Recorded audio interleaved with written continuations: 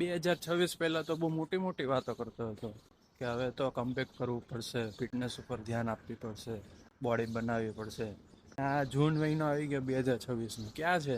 આળસમાં ને આળસમાં હજી તું સૂતો છે બેડમાં. ઊભો થા. લાઈફમાં કંઈક નવું કરવા માટે 6 મહિના બહુ વધારે કહેવાય.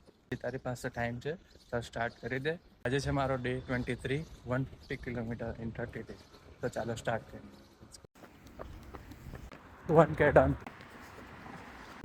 2K done, 3K done,